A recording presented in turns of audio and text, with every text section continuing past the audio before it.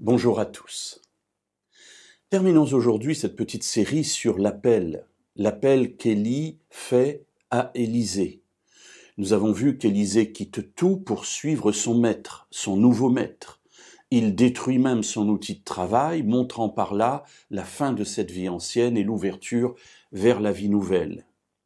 C'est sans doute à cet épisode que pensait une personne lorsqu'elle approchait Jésus.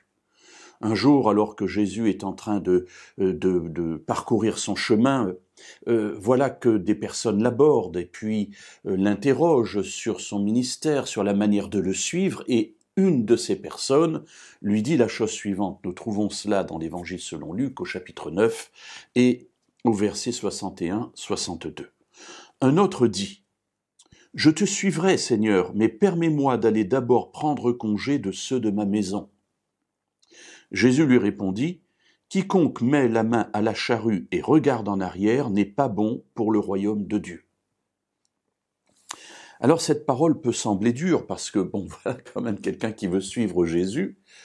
Et puis Jésus lui dit, « Écoute, si tu regardes en arrière, tu n'es pas bon pour le royaume des cieux, sous-entendu, c'est même pas la peine de venir me suivre. » Alors oui, cela fait référence certainement dans l'esprit de cet homme à l'appel d'Élisée, parce que n'oublions pas que Élisée deviendra prophète à la place du prophète Élie, et que ce sera un très grand prophète. L'appel que Élie lui a adressé, il y a bien répondu, bien qu'il soit allé vers son père et sa mère pour leur dire au revoir avant de suivre le prophète Élie. Alors qu'est-ce que Jésus veut dire ici? Qu'est-ce que Jésus veut dire à cette personne? Qu'est-ce que Jésus veut nous dire? Lorsque, ressentant l'appel, on dit « je vais aller dire d'abord au revoir à mon père, à ma mère, à ceux de ma maison », et puis d'entendre cette parole, quiconque regarde en arrière après avoir mis la main à la charrue, il vaut mieux qu'il ne vienne pas, ça sert à rien. Jésus n'est pas en train de dire ici à cet homme, forcément, peut-être qu'il le fait, mais peut-être pas forcément, tu n'es pas bon pour le royaume des cieux, mais il se saisit de l'occasion que cet homme lui donne de dire cela pour avertir tous ceux qui veulent le suivre que quand on le suit, la vie sera différente et il ne faudra pas être attaché aux choses anciennes.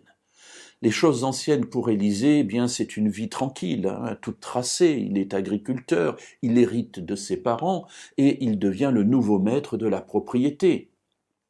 Ici, de la même manière, cet homme, on ne sait pas quel est son métier, mais nous pouvons, dans notre vie, considérer ces choses. En ce qui me concerne, j'étais militaire et j'ai cessé d'être militaire. Ma femme était fonctionnaire, elle était laborantine, elle a cessé d'être laborantine, et nous nous sommes engagés dans les études du ministère pastoral sans savoir ce qu'il adviendrait.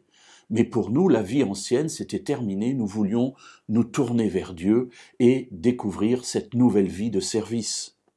Ici, ce que Jésus veut dire, c'est que quand on se tourne vers lui pour entrer dans son appel, il nous faut bien mesurer les choses et savoir que la vie ancienne à laquelle on avait rêvé ne sera pas possible. Bien sûr, elle s'ouvre sur une vie de disciple, une vie merveilleuse, en communion avec Dieu, en relation avec le Maître, mais voilà, la vie ancienne est terminée. Alors mes amis, le choix est devant nous, bien sûr pour des grands choix de vie, comme celui d'Élisée, comme peut-être celui d'Yvette et de moi-même, mais aussi des choix plus petits, plus journaliers, où à un moment donné, Dieu nous dit « choisis cela », mais pour choisir cela, il te faut abandonner cette chose. Sommes-nous prêts à le suivre ainsi chaque jour, chaque instant, afin de marcher sur ses pas et d'être un vrai disciple de Jésus ?